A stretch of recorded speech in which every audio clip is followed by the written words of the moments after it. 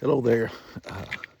This is Mike Stanley here. I'm Michael's dad, and we're putting together a little series of a short little clips here on hunting public land in the Ozarks, particularly trying to find mature bucks on public land, and it's a lot different, as you might imagine, than trying to do it on private land. And I do have 50 years plus of hunting experience now, on not just for deer, but especially being on public. I've grew up in eastern Oklahoma, Adair and Cherokee counties, area where I cut my teeth, and hunting on core land and WMA there, and then coming to Arkansas. Been here 35 years now, and pastored and now travel full-time in ministry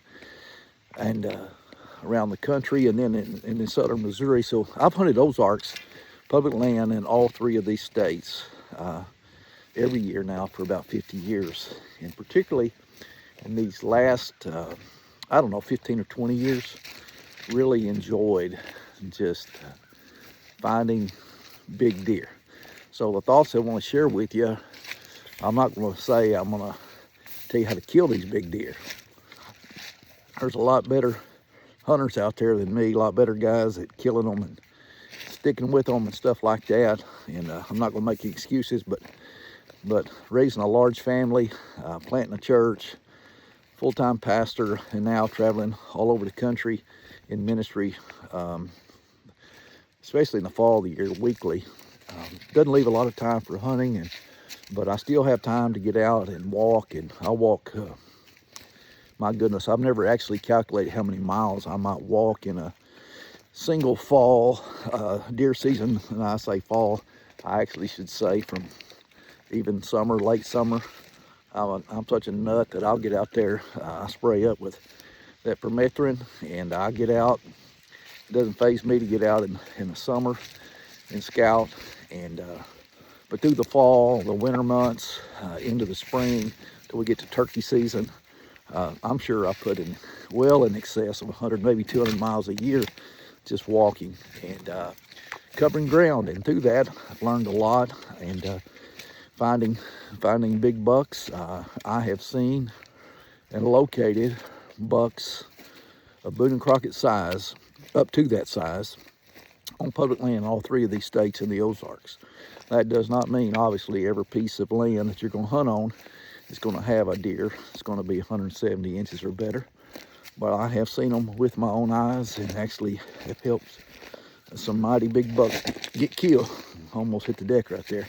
Get killed through the years. And so we're going to be trying to put together some things and go over that. I'm going into an area right now just to look over. It's youth hunt going on right now, so I don't think there's anybody out in this general area, but there might be a youth hunter somewhere. But I've driven up and down the roads and not seen anybody in this area, so I'm just going in here right now to pull a stand and pull my sticks out and relocate to another area. And we'll be going over some, like I said, some ideas, some thoughts, and even what I call philosophy of hunting, and just trying to help someone else maybe cut the learning curve a little bit.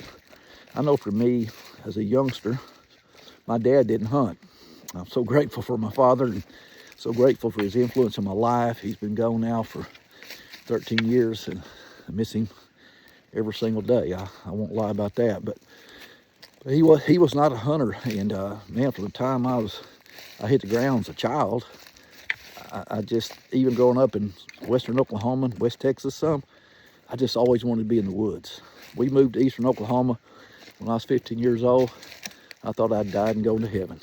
And I had some men in the church there that would take me out, and I learned some from them. But most of what I learned, I just learned on my own. I like to tell people a lot of time, a lot of trials and errors, and people talk about you learn by trial and error. Yeah, I had a lot of trials and made a lot of errors, but that's a good way to learn over the long haul if you'll stay with it. And I've done that. And so just trying to, get get where I can share some of that information and give back as some gave to me. You know, today with YouTube and all, obviously, and other forms of media. I'm fixing to cut off in the brush here.